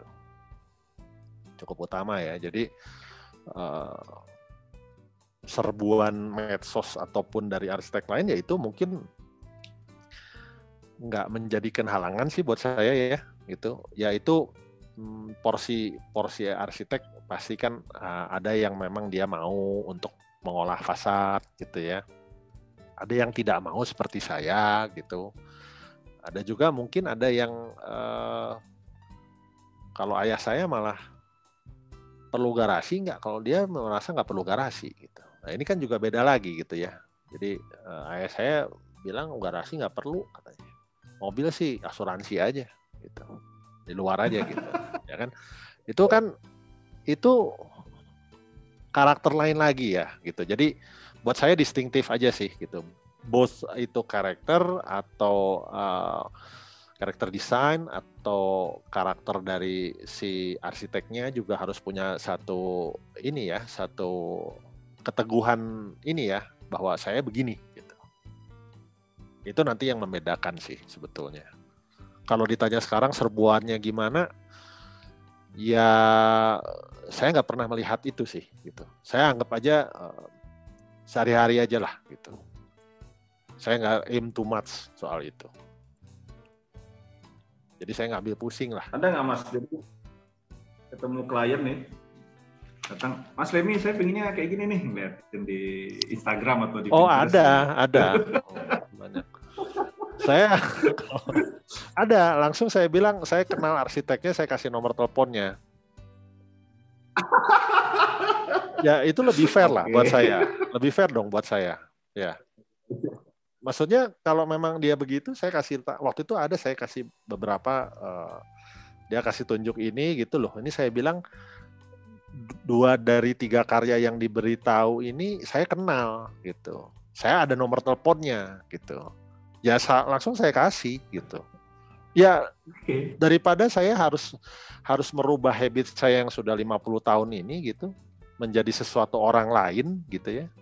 Ya saya lebih baik memberikan ini kepada rekan saya yang memang di bidangnya gitu. Buat apa saya harus merubah yang saya sudah pupuk selama ini gitu. Terus saya jadi orang lain gitu. Saya nggak mau gitu. Ya kan gitu. Lebih fair lah. Lebih fair tapi elegan Mas ya. Ya saya biasanya masaknya ini gitu. Sekarang tiba-tiba saya mesti masak yang lain yang saya nggak biasa. Saya belajar dulu dari resep Femina atau apa zaman dulu gitu. Saya lebih baik yang orang yang sering masak itu kan, berarti kan lebih pasti lebih baik dong hasilnya ya kan, daripada saya coba-coba masakan baru gitu. Pas. Ternyata saya salah nih, ternyata masih ada waktu untuk 2 pertanyaan lagi. Waduh. Kena ping sama Parlin. Gitu. Salah gitu. Jadi kita bacain 2 pertanyaan sebelum dari yang Mas Tanzil tadi ya. Tadi saya skip tuh pertanyaannya. Oke, ini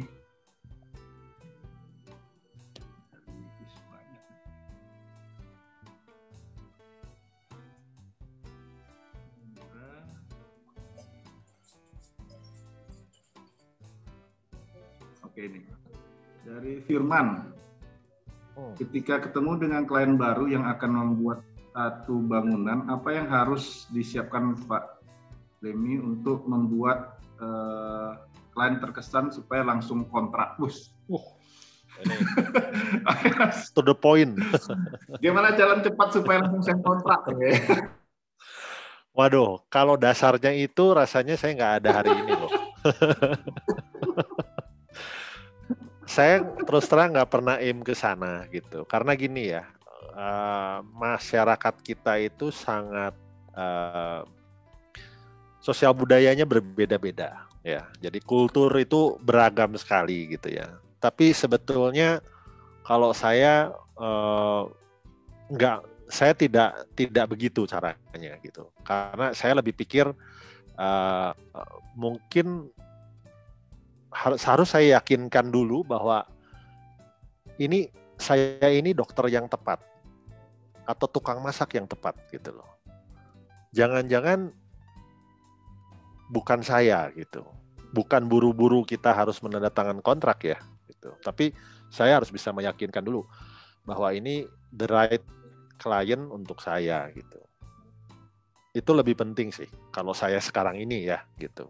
Karena buat kedepannya secara diskusi semua gitu itu jauh lebih baik nantinya, lebih lancar gitu daripada kita memaksakan sesuatu yang bukan porsi kita gitu. Kalau saya anggap saya punya pikiran bahwa selalu harus kontrak dulu, itu mungkin berbahaya gitu buat saya. Mungkin saya banyak mengalami kesulitan gitu. Kalau berpikir itu ya, meskipun harus ada, tapi itu bukan yang utama dulu gitu. Bukan yang primer ya gitu. Karena proses kita panjang ya. Kita ini bukan proses menjadi arsitek ini kan boleh dibilang sampai sekarang aja saya masih melakukan hal yang sama, masih memproses saya sebagai arsitek ini masih belajar sebetulnya. Belajar hal baru ya gitu. Adaptif kan? Kita harus adaptif. Kalau enggak kita kaku. Gitu. Adaptif terhadap kondisi situasional tentunya ya. Ya pandemi ini kan salah satu kasus gitu kan. Kita kan harus adaptif terhadap desain juga bahwa oke, ini orang nih harus sekarang kenapa restoran lebih banyak orang duduk di luar. Dulu orang duduk di luar itu panas gitu. Kalau sekarang enggak. Oke, duduk di luar panas-panas is oke gitu. Nah, itu kan situasional ya gitu. Nah, gitu kan. Jadi itu kan merubah paradigma yang mungkin 5-10 tahun yang lalu harus aircon, harus tertutup, harus apa gitu. Sekarang mungkin sedikit bergeser ya. Nah, itu lebih baik kita pelajari hal itu gitu sebetulnya. Sehingga dengan klien itu nanti ada pembicaraan-pembicaraan yang sebetulnya bukan masalah desain aja, tapi masalah tingkah laku, masalah adaptif terhadap situasi sekarang gitu, dan lain-lain gitu. Dari sana kan kita bisa menilai gitu. Kita arsitek ini kan mempunyai kemampuan untuk menilai juga ya gitu. Karena kita pastikan kita membuat konsep bisa, tapi kita juga harus bisa menilai nih konsep kita bagus nggak nih gitu kan. Nah sama aja gitu, kita bisa menilai bahwa this is the right client for me misalnya gitu. Baru kita engage gitu. Tapi bukan berarti aim-nya dari rumah ini harus engage ya. Waduh, berat loh menurut saya gitu. Kalau begitu. Beda target. Targetnya berat. Oke, ya. Jadi Mas Firman, dibuat tenang gitu ya. Proses dan menurut saya juga lakukan Mas Lemi itu justru nantinya ke depan ikatan antara klien dengan arsitek itu jadi lebih kuat karena tidak ngomong masalah ikatan kontrak, tapi ikatan ikatan emosional antara arsitek dan klien dan tidak menutup kemungkinan ada repeat order. Iya betul. Nyaman, jadi gitu. Yang penting dia nyaman dan kan sebetulnya kita harus tahu bahwa ini cara pakainya gimana sih rumah ini gitu. Kita kasih penjelasan, cara pakainya begini karena kalian mintanya begitu gitu kan. Itu kan perjalanan komunikasi ya. Terjalinnya komunikasi di sana gitu. Jadi itu lebih penting sih sebetulnya. Dari sekedar kita dari rumah bawa materai gitu. Udah 10.000 lagi sekarang. Iya mahal lagi, apa 10.000 udah. Oke, kita masuk nih. Ini nggak prank nih, ini beneran pertanyaan terakhir nih. Oke, mana dia tadi? Gimana? Mas Firman, udah panjang.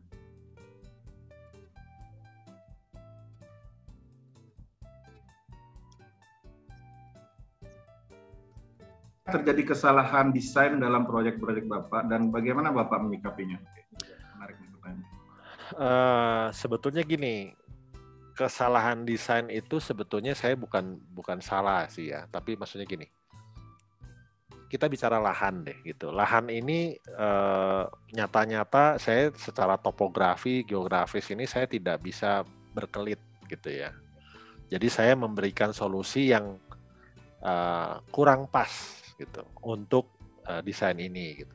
Tapi bukan berarti kesalahan, tapi permintaan-permintaannya itu tidak bisa dipenuhi 100%. Jadi yang tadi saya pertama bilang, sebetulnya permintaan-permintaan itu dengan konsekuensi yang mereka dapat, itu pasti harus ada yang pro and con. Dalam arti klien itu ada, aduh saya nih sayang nih, saya nggak bisa dapat sesuatu yang dia mau gitu. Tapi in other hand, dia punya sesuatu yang tadinya nggak expect jadi ada gitu, ekspektasinya berbeda gitu ya. Tapi kesalahan mungkin yang kalau saya lihat kesalahan desain itu ya sebetulnya kita harus tahu iklim ya. Maksudnya gini, kesalahan desain itu kebanyakan tuh semua dari iklim menurut saya. Hujan misalnya gitu. Terasnya basah terus. Kalau saya bilang yang namanya teras itu harus basah. Itu bukan salah gitu. Teras itu memang diciptakan untuk basah di saat-saat tertentu sebagai peralihan ke area yang lebih private gitu. Kalau ada yang bilang teras itu tidak boleh basah, itu salah gitu. Teras itu mesti basah gitu. Untuk hal-hal tertentu ya, kondisi tertentu. Tapi misalnya kalau kita nggak bikin teras, salah nggak? Kalau ruangannya ada, space-nya ada, ya saya harus bikin teras gitu. Daripada tidak ada teras gitu. Jadi buat saya kesalahannya itu hal-hal yang sebetulnya berkaitan dengan iklim gitu. Udah tahu menghadap matahari sore itu sinarnya berat gitu ya. Sinarnya besar nih, banyak nih ya. Sinar matahari sore ini banyak gitu. Ya saya ingat zaman Belanda dulu ada dinding dibikin double karena apa? Masalah radiasi panas ini gitu. Jadi yang waktu itu saya melakukan kesalahan adalah menghadap barat, tapi temboknya saya nggak bikin double karena iklim ya gitu. Kalau kita bikin double wall, otomatis kita ada gap gitu. Ya saya tuh sekarang dari situ belajar. Saya tuh tidak mau menghadap barat. Harus menghadap barat nih dinding kena matahari sore, tapi saya nggak mau kalau malam saya tidur, saya meraba dinding saya panas. Itu kan fisika bangunan lagi sebetulnya. Terhadap iklim ya. Bahwa panas itu merambat gitu kan. Baru bisa berhenti kalau kita kasih gap gitu. Nah, hal-hal semacam itu yang sebetulnya yang saya merasa merupakan kesalahan desain gitu. Mau nggak mau kita ngadep barat, karena kita vakum gelas di sini mahal, ya kita jangan kasih bukaan terlalu besar. Atau kita kasih teras yang cukup lebar misalnya, kalau lahannya ada. Itu untuk mengurangi kesalahan-kesalahan demikian sih. Tapi kalau hujan datang dari kiri, besok dari depan, atau lusa dari samping kanan, itu bukan salah kita. Nah gitu, jadi kita memberikan teras itu sebetulnya untuk kalau ada orang teras saya basah gitu ya, saya bilang ya nggak bisa, teras itu memang harus basah untuk sesuatu kondisi tertentu gitu. Tapi kalau yang tadi saya bilang, oh tembok saya panas nih kalau malam, nah itu saya melakukan kesalahan gitu, karena oh ya harusnya kalau memang tidak ada cara lain untuk membuat kamar yang menghadap ke dindingnya itu expose terhadap matahari sore sangat ekstrim, ya saya harus bikin double wall gitu. Dindingnya 2 ya, gitu, ada gap di tengahnya. Itu kan kalau dulu di bangunan Belanda itu dindingnya kan 1 bata, beda dengan sekarang gitu. 1 bata mungkin dia radiasinya terlalu tebal gitu, sampai 30-40 cm kan dindingnya gitu. Berbeda sekarang yang cuma 15, malah pakai produk-produk tertentu cuma 12 cm sampai 15 cm maksimum. Ya pasti perambat ya. Jadi siangnya nggak panas, tapi malam mau tidur kenapa jadi panas gitu. Nah hal semacam itu yang menurut saya itu kesalahan kalau itu. Kita mesti tanggap terhadap hal-hal demikian lah. Kira-kira begitu. Nggak Mas, di awal-awal bekerja sebagai arsitek itu terjadi gitu. Jadi misalnya dinding menghadap barat, ada dinding yang memang terdesain menghadap barat dan itu hanya satu bata gitu. Atau dinding setengah bata. Pernah Ya, itu. Dan kalau misalnya pernah, cara Mas mengkomunikasikannya ke klien seperti apa? Di Indonesia kayaknya semua pernah mengalami kalau meraba dinding hangat. Di malam hari itu kayaknya banyak gitu. Jadi dengan dasar itu dengan mudah. Tapi saya melakukan kesalahan itu di sana seperti itu gitu. Jadi saya sadar akan hal itu gitu. Oh, oke, ya saya lupa nih. Ini menjadi sangat panas nih. Kita mau tidur keringetan padahal malam hari gitu. Ya. Nah, itu yang saya rasakan pelajaran gitu. Dari situ kita pasti akan merubah gitu. Kita akan ingat terus di sana. Oh iya, ini ada radiasi nih gitu ya. Gitu. Ya itu kesalahan, tapi sebetulnya juga merupakan pelajaran ya. Gitu. Pelajaran. Dari sana saya berpikir bahwa fisika bangunan itu sesuatu yang mutlak gitu. Ya, jadi kenapa saya tadi bilang fisika bangunan cukup penting gitu, karena sangat mutlak buat saya itu. Dan kalau kita ngobrol sama klien saya gitu, saya tanya, oh ini kenapa ya rumah saya panas sekali gitu, yang sekarang saya tanya gitu. Ini gimana, dindingnya hangat nggak malam? Oh iya hangat. Oh ya udah, itu berarti dia radiasi ya, panasnya menjalar gitu ke dalam ruangan pada malam hari gitu. Ya itu kan hukum alam ya. Ya kita gitu. Termasuk di rumah saya juga. Akhirnya kita pasang tanam bambu di depan dinding. Nah, akhirnya kalau misalnya kesalahan ini ada nggak? Pernah kejadian? Ya, lagi Mas. Enggak ya, tapi betul. Jadi kita berikan penghalang gitu. Dalam arti ya seperti tadi bambu atau apa kan itu satu bagian screen kan, sebagai penghalang matahari gitu. Screen, ya. Iya, ya itu screen alam. Oke. Pernah nggak Mas kejadian karena kesalahan itu terjadi karena komunikasi yang kurang lancar? Ada dengan hal tapi keluar ternyata ada hal yang dia tidak sampaikan. Yang saya pelajari begini, ada beberapa klien atau pemilik yang dia sebetulnya lebih bisa membayangi secara visual daripada membayangkan bahwa ruangan itu bentuknya segi 4 dengan ukuran sekian. Dia bisa bayangkan. Ada yang hanya bisa terbayangkan kalau ada sizing dan manusianya gitu, atau 3D-nya lah gitu. Nah, ya mungkin kita harus peka terhadap hal itu ya. Jadi komunikasi terhadap klien dan arsitek pun itu mesti terjalin dengan cukup intens, dan kita harus meyakinkan bahwa pesannya sampai gitu ya. Jadi bahasa arsitek itu dengan bahasa klien itu berbeda loh gitu. Kita nggak bisa menyampaikan pembicaraan kita mengenai skala 120, ini 150, nggak bisa gitu terhadap mereka. Mereka nggak ngerti itu, ya kan? Ini 150 jaraknya segini, wah mau disuruh ini juga nggak ngerti kali gitu.